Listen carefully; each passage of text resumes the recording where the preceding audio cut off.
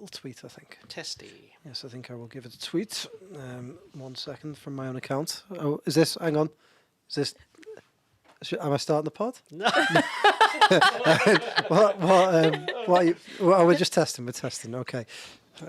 Right. Joe, okay, what did you have for your lunch? I had meal deals are a very, very, very particular thing. What did you have? Well, no, I wasn't. I was still at home, wasn't I? Because I came in Of late. course, so yes. He's a slacker. Did you have Scrambled he's not a egg. slacker. He'll still be here long after you've gone. Literally. Also, what did you have? I had a red, quite exotic actually, a red Thai chicken wrap from Tesco. Yeah, and what else? Barbecue lentil chips. And what was your drink choice? Coke Zero. Can't go wrong. Well, I know that Joe gets really, really agitated when somebody Buys him buys a tuna. to be fair, you would get agitated if you say to one of your colleagues, "I'm vegetarian," and they come back with fish and go, "Vegetarians eat fish." Yeah. It was such a bold choice. Yeah. Like if you were, Was He it said tuna it- and sweet corn? tuna and sweet corn, he was Yeah. like, I thought that He was was just so quite sure. a basic.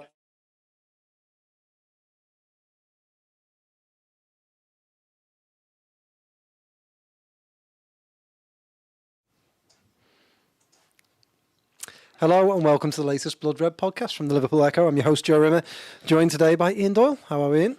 Okay, you? I'm okay. Good. And Beth Lindop is here. How are we, Beth? Great, thank you. Well, you were great until Saturday happened, yeah. We'll start that in just a moment, but we are live on YouTube, so please leave a comment, give us a like, subscribe, ask a question. It'd be great if you could ask questions so we can maybe move on a little bit from that result on Saturday, but we will have to discuss it a little bit. If you listen on Apple Podcasts or Spotify, please leave us a review, give us some stars, tell a friend, all those nice things. Press they the make bell us as well. happy. Press the bell? Yeah. Yeah, you like it when I say that, don't you? Yeah. That sounded... you like it when I say that. You also like it when I say NordVPN, our sponsor, and That was seamless. it was seamless, wasn't it? Absolutely seamless. That was, this is why you're the host. that was segueing to the max, wasn't it? So yeah, a big thank you to Nord for sponsoring us. It's a great help to us, and I'm sure Gorsty will be Nording all the way He through. will be Nording his face off, yes. Yeah, through Milan, only at the moment. He's just touched down in Milan. Has Gorsty for Liverpool's press conference, which is at 6:30 this evening. It is, yes, correct. It's from the San Siro. So to get the best to go With Alison as well. with as Alison. well as Slot, yeah. So to get the best discounts off your NordVPN plan, go to nordvpn.com/bloodred, and our link gives you 4 months extra free on a 2-year plan. There's no risk at all with Nord's 30-day money-back guarantee. The link is in the podcast episode description box. Thank you, Nord. Are we getting on board with them? We are on board with Nord. So, yeah, thank you very much, Nord. No thank you, Liverpool, who That's less seamless. just when you thought it was safe to predict that Liverpool were going to win all 4 trophies and win every game this season without conceding a goal, they go and get beat at home to Nottingham Forest. Ian Doyle, what went wrong? Well, I was there. That's obviously what went wrong. That's what went But we wrong. had the podcast, didn't we, last Friday, and we all said 3-1 to Liverpool. After 3 minutes, I turned to David Lynch, who used to formerly friend of the podcast. He's still a friend of the podcast. Friend of the Yeah, podcast. yeah, We we just formerly haven't on the broken up podcast. with him. Yeah, not yet. Anyway, turned to him and said, "Don't like this. I think they'll get beat 1-0." And I even specifically said it reminded me of when they played. You all right over there, Joe? Yeah. When they played Southampton 10 years ago, 11 years ago. And Specifically reminded me of because they started the season with a number of wins. I think it was right. after international Was break. that the Lovren Yes. sort of turn? Yeah. So it was Lovren actually scored. He scored for Southampton in that game. You're thinking of the Oh, West I'm Ham thinking game. the You're West thinking of the West Ham Ham game, game. yeah. Lovren, I'm pretty sure it was Lovren who scored the winner in that game. Yeah, I remember that, yeah. And they got beat 1-0, and it was just that kind of, from the first minute, it was like, no, I don't know we're going to get on about the atmosphere, which we're going to talk about. There was just everything about it just was set up for them to fail, and they did. Mm-hmm. So that would be the main concern. I mean, after the game, Arne Slot was like, well, we didn't create enough. We had the ball loads. We couldn't pass it. He didn't say this, but they couldn't after time couldn't pass it 2 yards in front of to another player. And if you can't do that, you're never going to win a game. And Forest, by the end, I think in the second half, they realised, hang on, these aren't very good. And it gave it a bit of a go. And if you looked at their substitutions, Forest were very positive, whereas Liverpool's made next to no difference, and in fact probably made them even worse. So overall, a bad day for Liverpool, but early days for a new manager. early days for a team trying to get to grips with a new formation, although obviously there's been some examples so far of them being able to cope with that. But it was the first time they came up against a team that said, we're just going to put everybody, not everybody, but we're going to largely put people behind the ball. Certainly Forest were very physical in the first half and knocked Liverpool out of the stride. They did a job on Alexis McAllister, mainly that Ryan Yates just knocked into him and knocked him over every now and again. And it worked because Liverpool in the second half just never looked like they were going to score, really. And when you've got, Mo Salah, he's been very, very good this season. I can't remember him playing a worse game than that. Or from the first minute to last. It was just one of those days. That's what happens to every team. Yeah, it does, Beth. But is it a slight worry that, and Arne said this himself, didn't he, after the game, that the three teams Liverpool have played so far this season, Ipswich, Brentford, Man United, all came out a little bit of Liverpool, and probably with the exception of Ipswich, where they did have to create chances. The other ones were on the break or pressing them high up on the pitch. And he basically said this is the first team, like Doyle said, that sat in. And is it a bit of a worry that they failed that first test of a team coming and sitting at Anfield? Because they might be the first team to do it this season, but they certainly won't be the last. It's something you have to face, don't you, as a big team trying to win big things? Yeah, absolutely. I think the one caveat to that is Forest played extremely well and executed the game plan to perfection. And, many teams will come to Anfield and will try that tactic, and 9 times out of 10, probably Liverpool's quality will eventually win out, even if it's a bit of a scrappy win, or even if it's a set piece that maybe unlocks a defence or something like that. It's quite rare for a team to come to Anfield in particular and play in that manner and not make any mistakes. And I also think it was a brilliant winning goal as well. You don't often hit a strike as good as that, do you? No, for it to come in off the post as well. I've seen a few people criticise Alisson for that one. I don't think there was any way. Who's criticised Alisson for that? I've seen a few people criticise him. Are these people with... Anyway, go on. But I don't think he had a chance at all with that goal. And I also think it's quite rare that so many Liverpool players are going to be off the pace. I mean, there was one point in the second half where Van Dijk just passes the ball into midfield, gives it away, and Forest are on a counter-attack. And I think from Virgil, you don't really see that kind of sloppiness too often. And I think it was just sort of, the longer it goes on like that, the more it becomes infectious. And one player starts, passing, giving a loose pass away, and it just sort of catches on. And I think that was part of the problem. I think the one saving grace, I think, from a Liverpool perspective, is that it's come so early in the season that hopefully it can be a little bit instructive for Slot. It's his, as you say, it's his first time sort of seeing that up close, Liverpool playing up against a low block. It's something that even under Jurgen Klopp,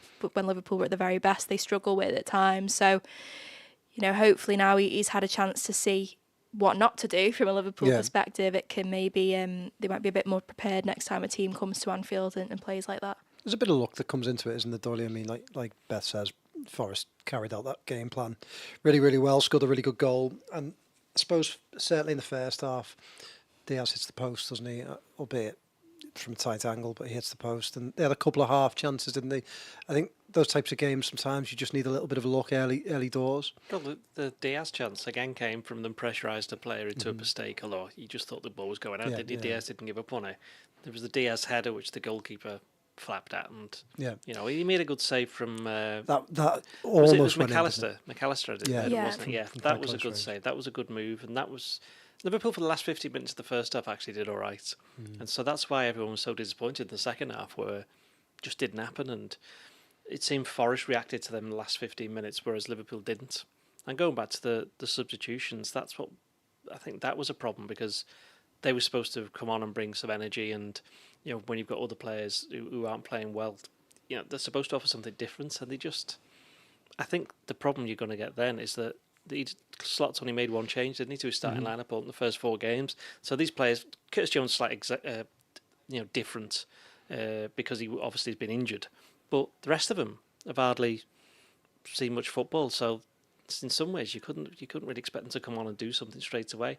What I thought was kind of odd with the team, and I understand why he kept the same team because they'd won 3 games, is that you had Nunes there who'd not played for 2 weeks, and he'd had an extra 2 weeks to work on this game and this, that, and the other while everybody else was on international duty. And he just wasn't even thought of playing. And then you saw that Jota, fairly early on, he wasn't really up to speed, I don't think. He wasn't the only one. But then you could argue and say, look, Gakpo, he's not played much, and he wasn't very good when he came on. So it was just one of these ones where, as Beth said, it was infectious. Everybody, with the exception of possibly Gravenberg and a couple of the defenders. I thought Konate played all right and done away. I mean, I know why he got subbed, but I think it was a bit unfortunate to be subbed. And another thing that everyone's overlooked is Trent went into midfield for the last half an hour, and that didn't really make much difference, did it? So whatever they tried, it just wasn't going to happen. It was a little bit like the Palace game towards the end of last season, but even then in that game, Liverpool created loads of chances. They should have won that one. With this one, there was second half, what did they do? There was a kind of a corner off the line kind of thing. Salah had a shot which the keeper saved at his near post, but he was always going to save that. That was it, wasn't it? Szoboszlai, I think you saved from Szoboszlai. Oh, that's right, yeah. Was it a save? I thought it was a block. I thought it was a it. block, wasn't it? I mean, I don't know. I mean, we didn't Didn't have go any in either way. we didn't have any replays in the press box, so it was quite difficult. What do you make of the subs, Beth? Because he made the 3, didn't he? Was that on 60? Do you There was think 3 on 61, and I think there was yeah. another 2 on 75. So that strikes me as being pre-planned. 3 on 61. Do you think that's one where the manager perhaps could have? I know they've planned for it, but perhaps not have done that, changed it, and managed on the fly there. I don't think so, because I think Liverpool at that point was so poor that I think they needed a change. But don't you think, I can't remember many occasions where you've seen a manager make 3 changes and the team looks better for it. Quite often they just look worse and more disjointed. I'm not sure on that. Sorry to interrupt, but I'm not sure on that. I think there's been plenty of times. I just 3 can't at think once. of any at the moment. Yeah. Yeah. I never find that the 3 at once. I mean, I'm picking an extreme example, but I remember a couple of years ago at Man City when they were poor, Klopp making 3 at once, almost like as a reaction to them being poor, and they looked even worse and got absolutely torn apart afterwards. I just always find 3 at once completely makes the team disjointed. I think you're better off introducing one player at a time and letting them sort of Yeah, gel. I do take your point. I still think that the players that he brought on, as much as they've not played an awful lot for Liverpool this season, are experienced enough and have enough of a point to prove, really, to go on and really attack that game. I think they came on and just, whatever weird malaise was going on within the team, just they seemed to get sucked into that, and no one made an impact. Cody Gakpo, probably the biggest impact that he had was the fact that he didn't pull down Anthony Elanga when he was skipping past him in the build up to the goal. I would have, it sounds, it's easy to say now in hindsight, I would have liked him to have made a couple of changes to the starting lineup anyway, but I said that before the game. I think, when you look at the run that Liverpool have, I think it was 7 games in 22 days, was it, before that game? And you look at that, and as Ian said there, he's had Nunes for 2 weeks at the training ground. Yeah. You're up against a side who, obviously they were unbeaten coming into that game, but realistically Liverpool should be beaten at home, on paper at least. And you think, well, if he's not going to start Nunes in a game like that when he's fit, when he's had ample time to train up against a supposedly lowlier opponent, then when is he going to try him? Conor Bradley too. I mean, I know he was partly culpable for the goal, but I thought when he came on, he injected a little bit of something. And when you consider Trent's just played 2 full 90s for England, and Slot was obviously managing his minutes, wasn't he, prior to the international break, taking him off on 70. I thought that might be one where he gave Bradley a game and maybe brought Trent on. And I think what happened was the managers had very opposing approaches to tactics, in the sense that from a Forest perspective, they brought on some of the most dangerous players in that late in that second half, and that was obviously a tactic that Nuno had employed. It was like, get to 60, keep it tight. If we're still in it, we throw the fast lads on, and they'll go on and they'll win us the game. Whereas from a Liverpool perspective, he started with what is, from this season anyway, we think as his strongest team, and then the subs just didn't make an impact. Yeah, I mean, Beth said before, it could be instructive to Arne Slot. This defeat, going back to rotation, we know he spoke about in the press conference before the game how he didn't change his team much in Holland. He didn't really have to. Do you think now that this would be a little bit of a wake-up call to him, that the amount of games Liverpool play, he's going to have to start maybe being proactive with rotation? Well, what I would say about him, if you look at his managerial career to date, he's actually not been a manager that long, or a head coach, call it what you want. But for him to get where he has in such a short amount of time suggests that he's a very quick learner. So it would indicate that, yeah, he takes one look at stuff and goes, right, this, you know, and obviously the longer you're doing something, the less you're going to learn. But I think this was possibly quite it was, I think not just the game itself, but just the whole reaction to, oh, you've not made any changes. That's a bit odd. You know, he's probably thinking, well, why wouldn't I? We're a winning team. But, you know, I do think that the level in the Premier League, there are no games. And I know we were speaking off air about Slot already is looking at clubs going, well, we should be beating a team that's not going to finish the top 10. You know, no disrespect to Ipswich and Brentford, but, you know, they're only Ipswich and Brentford. They're not going to be challenging for the top 4. He doesn't do the Pep Guardiola. Yeah. Oh my God, guys. Yeah, and I think there's a certain amount of Forest. they know that in the same way that, like, when Forest or whoever comes to Anfield and they get a certain result, or say, where Forest did win, and then they're like, oh, Liverpool are a great team, and obviously Brentford lose, and they go, oh, what do you expect? Liverpool are a great team, that kind of thing. I do think there's something to be said for that, but yeah, I think he is having to learn very, very quickly. I think he will, because he's already shown that. And I think that the international break, I'm pretty sure because there's another 2 in the next couple of months, one next month, one in November. I don't think he'll be picking a kind of a same team, say they've had to go on a good run of results, because he's going to have to, you know, gauge which players are fit, which players are ready. And of course, there'll be another month, 2 months down the line of being adapted to his methods. So he might feel a bit more confident putting in certain players to play in the game. I thought you made a good point in your analysis yesterday. Just the one.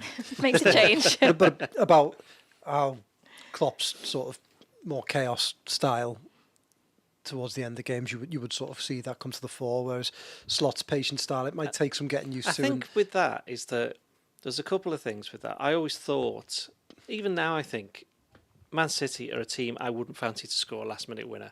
Mostly because they don't need to, because they normally win, but just because of the way that they play. Barcelona were the same under Guardiola. And even before him, you know, when they did start the old tiki-taka, because of the way that they've been so methodical, they don't want to just lump it in and see what happens.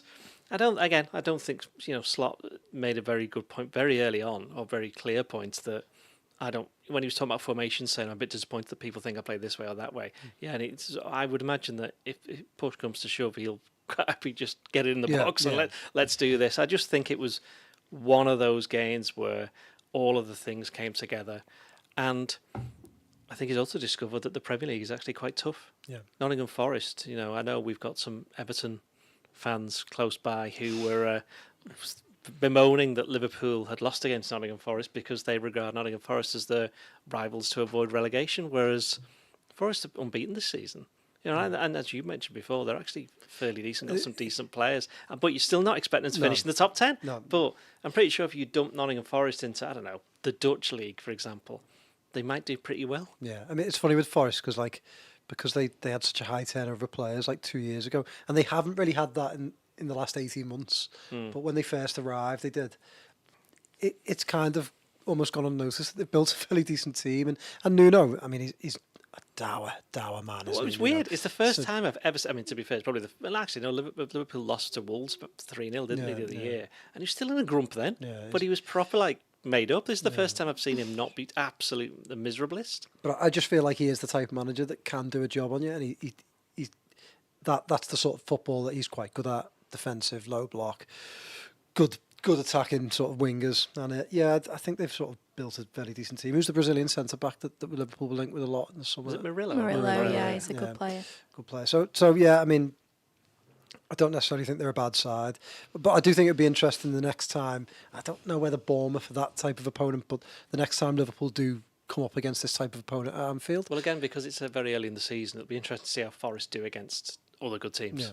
Because I know they drew with Newcastle in the League Cup and lost on pens, I think. Yeah, they lost on pens. Yeah, but that's the League Cup. It's very much the lesser of all the competitions. Is that the only point you wanted to make? Didn't really work. The League Cup, of course, everyone knows the League Cup's third round is tomorrow night. You're not giving it its proper title. The Carabao Cup. Yeah, my favourite. Everyone, you like a cup of Carabao? Gets you going in the morning. Yeah, it certainly does. If you've got any questions or comments, please drop them in the chat, and we'll get to them as we come through the podcast. The atmosphere. I want to talk to you both about the atmosphere. Obviously, Doyle wrote a piece about it overnight. It's one of them. The atmosphere at Anfield. I think it's the type of stadium that when it reaches its heights, it really is unrivaled in world football. And Ian over there might pull a face, but I think that's fair to say. But I think it's also a bit of a myth that it's brilliant every game, and these sorts of games, the ones that does shine a bit of a spotlight on the bad side of Anfield, isn't that that's fair to say? Yeah, and I think that there's been a lot made over the last 12 months or so about a drop-off in the atmosphere. Now, obviously, I wasn't going to the game in the 70s and the 80s, so I don't know what it was like back then. But I imagine even back then, there were some games where people were really up for it, and it was loud, and it was, it was colourful and everything, and there was games where it was a little bit quieter. And I think, 3 p.m. against the sides who, in the words of Arne Slot, don't finish in the top 10, probably it's never going to be an electric atmosphere. I think I'm not too concerned about that. I think a lot gets made of it, and people blame tourists, and obviously the club have, there's a lot of hospitality now. The new stand's open, but I think it's too simplistic to just blame it on people in hospitality or blame it on tourists. I think there's been a culture shift in terms of the Liverpool fan base. I think there's a section of match-going fans now who, won't wear club colours, for example, and I'm not critiquing that. I think everyone's entitled to wear what they want to wear, but I think there's almost sometimes a bit of a stigma now if, you wear a shirt to the match, for example, or if you sing, or, But wait, is there? Yeah, I think there is. I think certainly among a certain crowd, but the younger demographic, I guess. So I don't know what the answer to making Anfield better is. I think, like you say, still it's unrivaled when it's at its best, and we saw at times last season, even against the likes of, I remember that Luton game and the Sheffield United game, games that Liverpool really should have been winning easily. It shouldn't have been an electric atmosphere, shouldn't have needed it. But because the team... What were they both? Those two games? Come back. Night games, weren't they? Yeah, exactly. So I'm not... A lot gets made of it. I understand people's frustration. It's very much like a what came first, the chicken or the egg type argument, isn't it? It's do the fans fans encourage the players? Especially for a 3 p.m. against Nottingham Forest. Yeah, and I also think...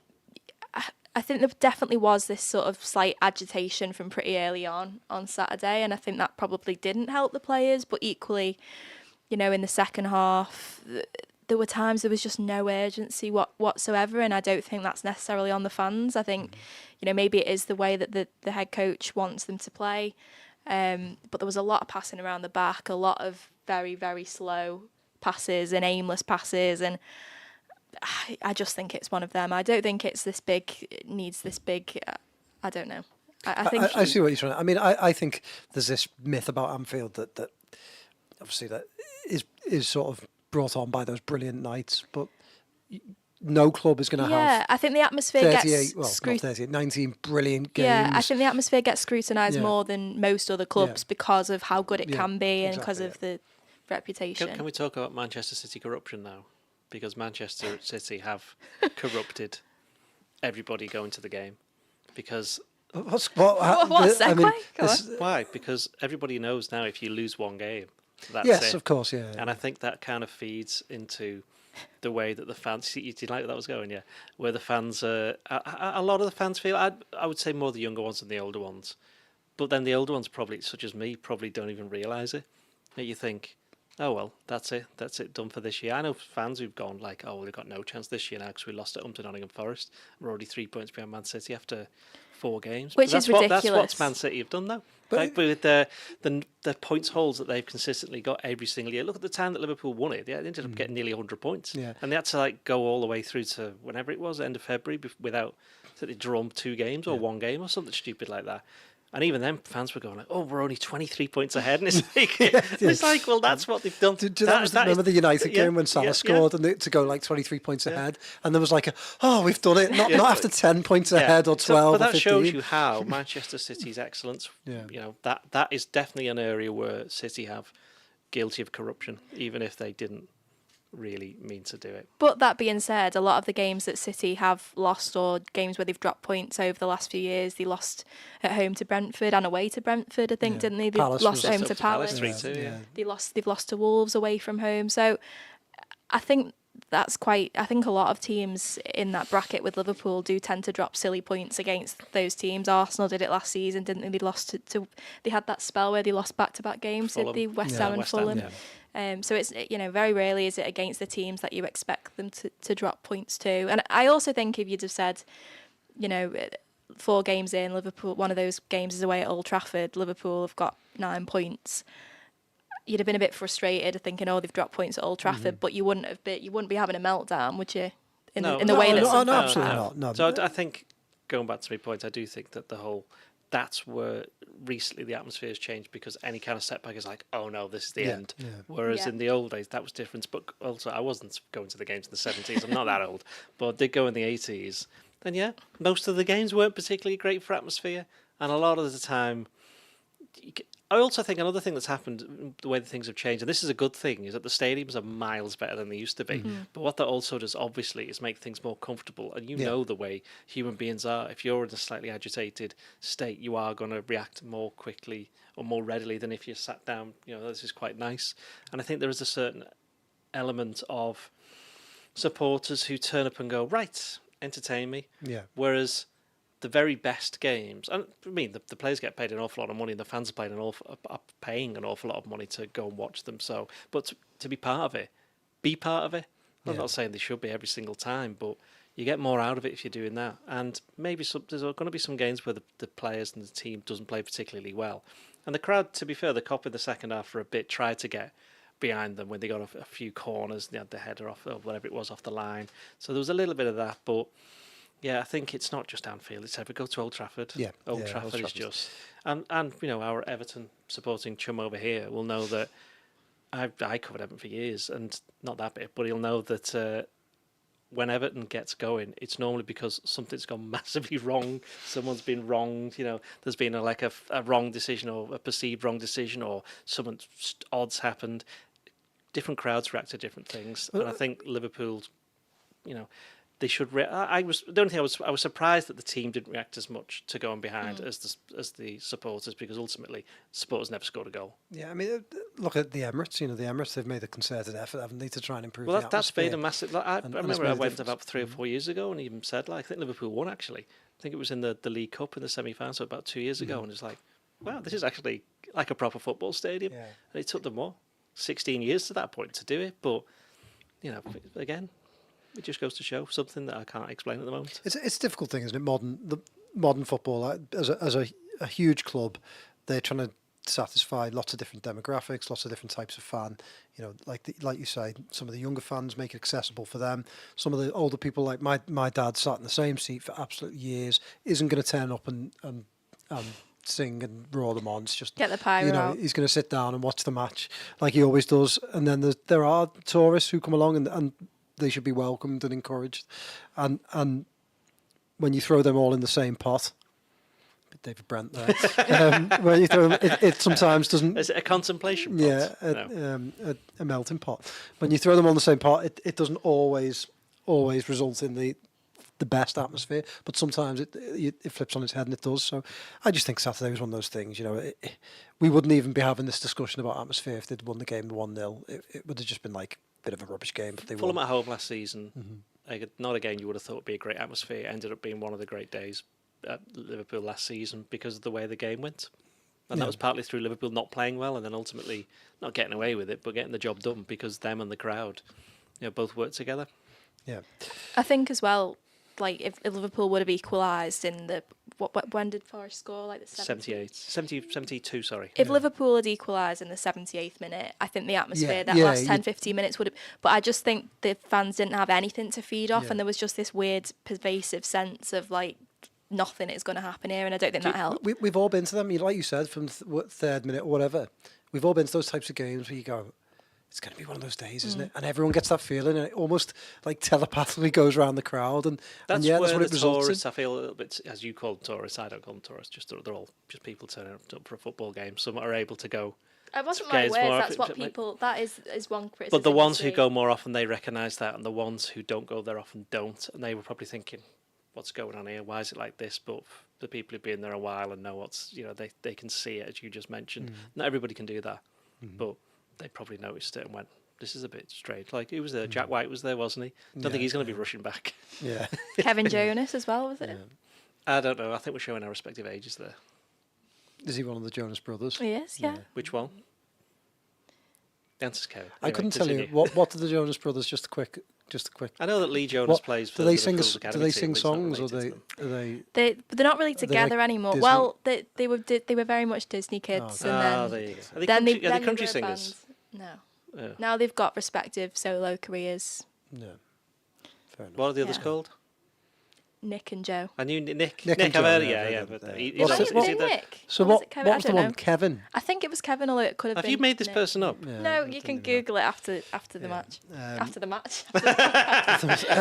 Moving on, Liverpool play in the Champions League tomorrow night, which is quite a good thing that we can get them straight back into action. They've touched down there. They flew earlier, and they will hold a press conference shortly.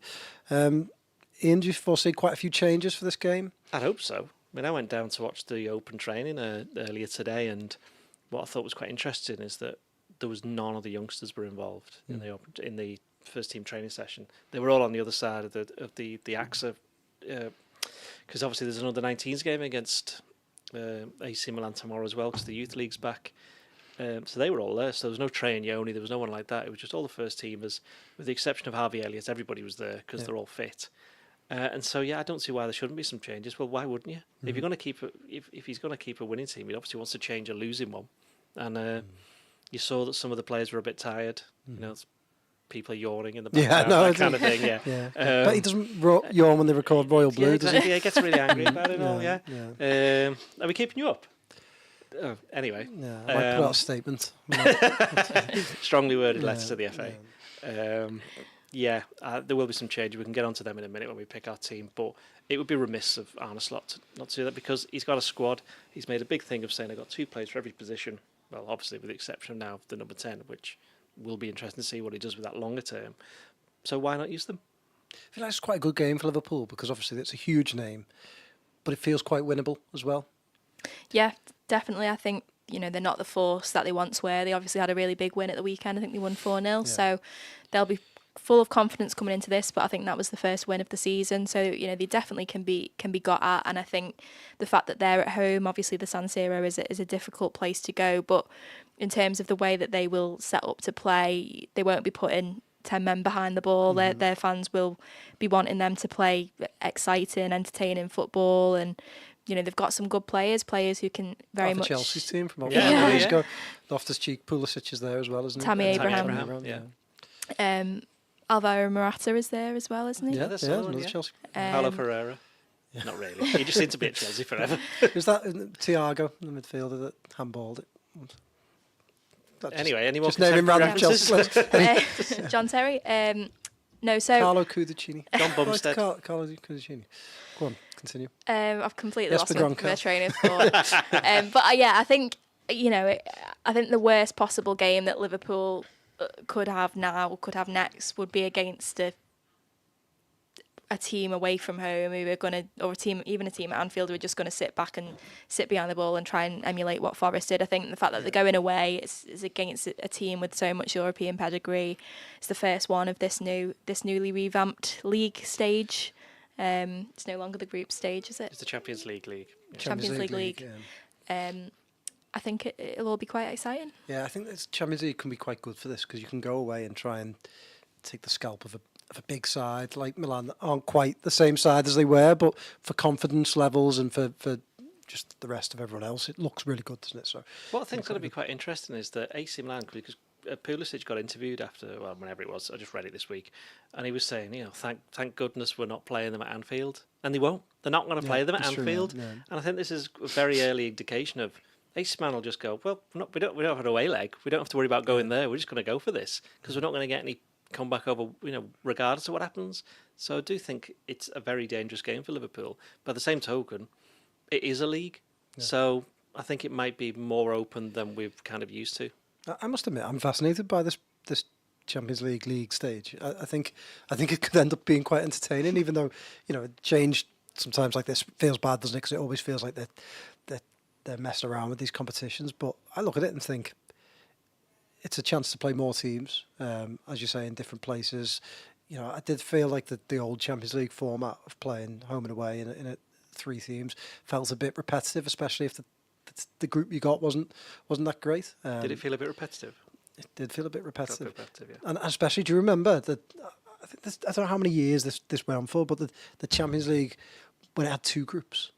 That was only for a couple of years. Yeah, I mean, but Man City used to play Shakhtar Donetsk every Yeah, single year, and I'm sure Porto and Benfica Liverpool played played Porto but, about 500 times in there. Yeah. Yeah, so I'm quite excited by it. And I think it could be quite interesting. Let's move on and pick our teams because I don't want to spend the rest of the podcast naming random Chelsea players to pass the time. Go on in, you can David start. Speedy. Yeah. I'm showing my age there. Who's the oldest Chelsea player you can remember? As in, you've actually seen them play. God, I mean, I don't know. I'm trying to think. Kerry Dixon must be one of mine, surely. He's a striker. He was half decent. Anyway, go on. I'm going to say Graham Lasso, but I can definitely remember players before that, but I can't. Mine would have been like the John Terry era. Yeah. Ricardo Carvalho. Mm. What was his first name? It wasn't Ricardo, was it? Oh, was it? Was it?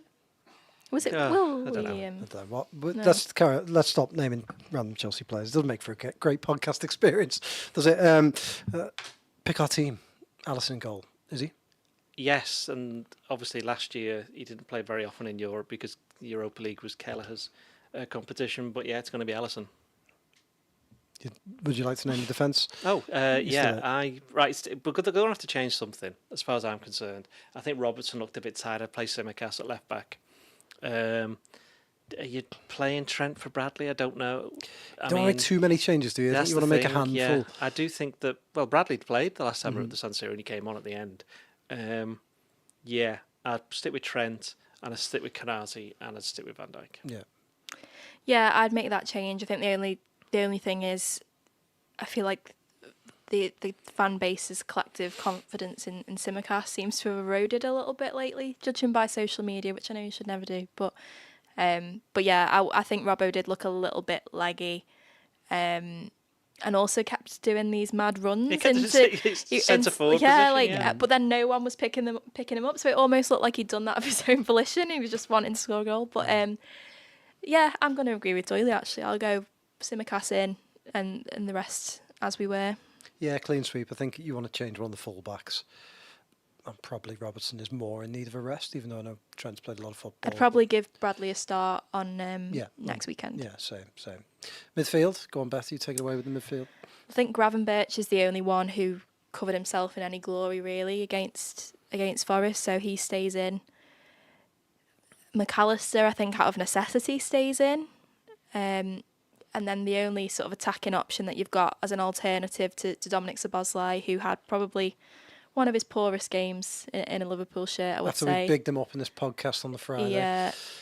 Do you put Curtis Jones? I possibly do. I think I'm going to say you put Curtis Jones in. I don't necessarily think he's the answer, but I think he's the only option. I think when you want a lot of possession as well, if you can try and kill the game a little bit. But then Szoboszlai's legs could be quite good. I don't know. I'm going to go Curtis Jones. Ian? Gravenberch, as he is known. Cool. He's not called Birch anyway. He's got to play. Curtis has got to get in, but I'm trying to work out where I'm going to put him because I don't think McAllister will play. But then if McAllister... But you took him off on 60, didn't he, on the weekend? True, but that's what makes me think he's not going to play because I do think... I know he trained today, but he needs to have a bit of a rest. Again, this comes down to what you expected from AC Milan. If they're going to properly be going for it, I'd be tempted to put Endo there, but if I was in charge, I'd be putting Endo there. But I don't think he wants to play him. Certainly not at the moment. So I'm going to have to put Curtis next to Gravenberch, and I'd have played Harvey, but obviously he's injured. Yeah, I think he was nailed on to play one of these. Szoboszlai it wasn't just him that was poor. But yeah, I'm going to keep him in. I'm going to go with the same midfield as Beth. Like you say, I don't think he wants to play Endo. I think Endo will play in the League Cup. So where you keep your best players for. And Gravenberch stays in. It's good that his form continued to an extent because you wouldn't want him to have been one of the people who played poorly against Forest. So yeah, I just think McAllister has to play. I think that substitution might signal that he does play, and I wonder again whether they'll sub him again tomorrow night. But yeah, I would stick with that. Is Chiesa going to get a game in your front three? No, he's Ian? not even anywhere near, is he? I think he'll be on the bench because they're everybody that goes out will be on the bench. I think it'll be Salah stays, but I think the other two change. I put Gakpo on the left and I put Nunes down the middle. And I know that neither of them did anything when they came on, but they're going to have to play at some point. And these are two very, very good footballers when they're on the game. And it was only a couple of, 2 months ago that Gakpo was one of the best players at the Euro. So, let him get his minutes. And if it's not going to plan, you've still got Diaz and Jota there to bring on.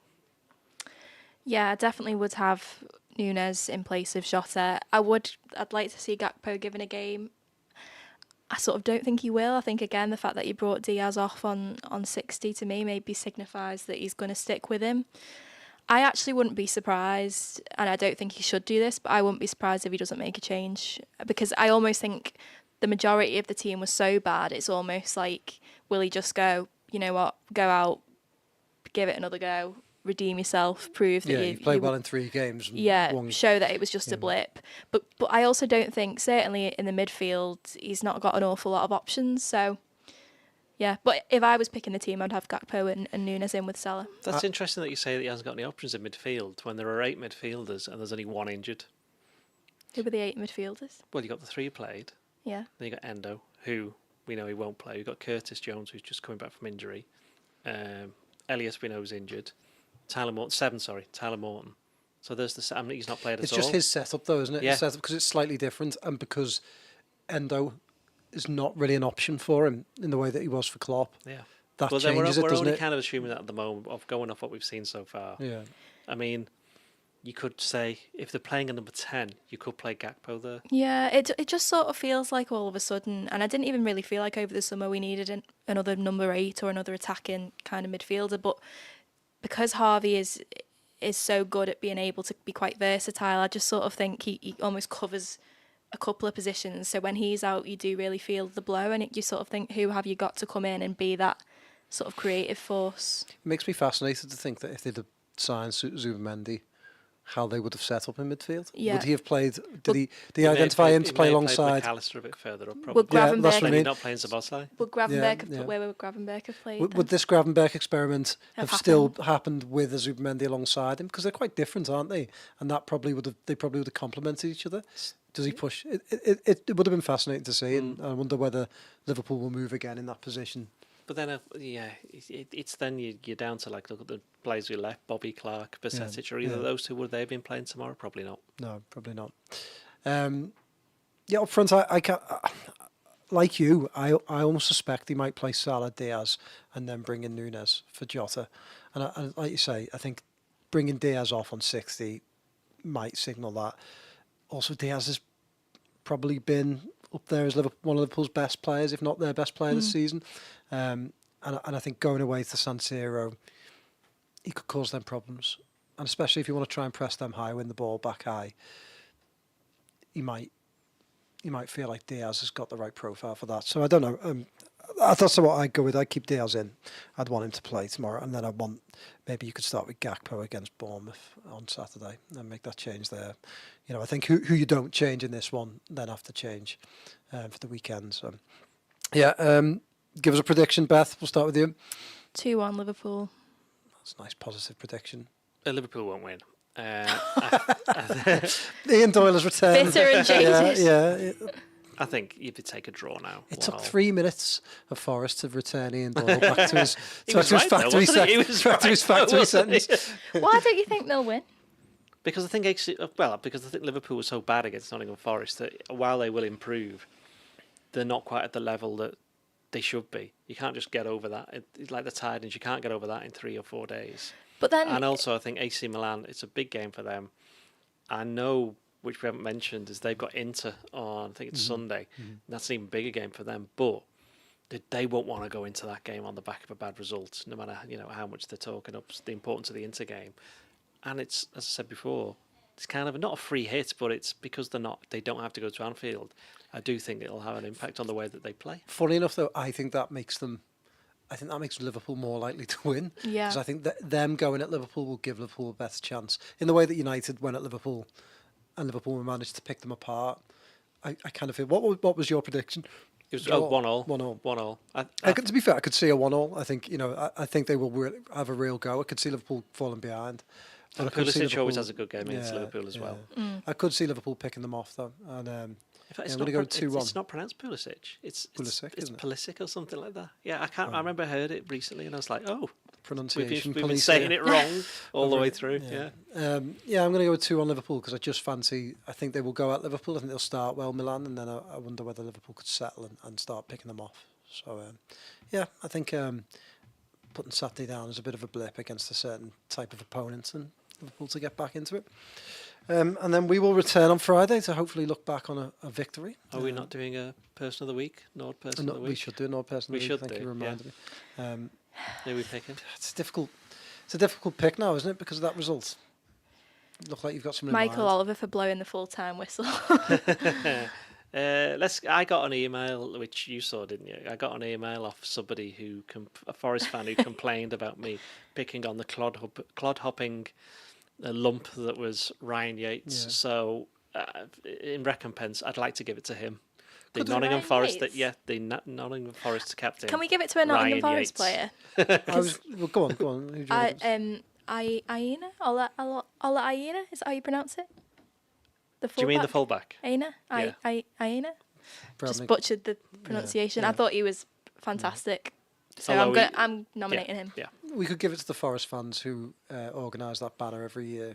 But not the Forest fans who sign on before the game had even unfortunately, started. that will always happen. But I do think there's certainly an element of the Forest support who are quite classy and organise that every. That's the third year. It's third We've year, seen that. it's third year, I think. Yeah, and I think that's pretty Yeah, good. I Who have think we that's a good- decided on? I think we'll go with you. General Forest people. Yeah, Turns yeah, me, The Nottingham tricky trees.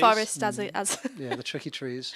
Who calls them that? Theo did once. I did it and as well. I did it as well. I took yeah. it out of one of his pieces. On that note, we will leave you there. Thank you for joining us. Please give us a like, subscribe, tell some friends, do all those nice things. It'll make us happy, and you want to make Ian Doyle smile, don't you? Look at that face. Look at that face. Right, we'll be back on Friday to look back at Milan and look ahead to Bournemouth. We'll see you then. Ta-ra.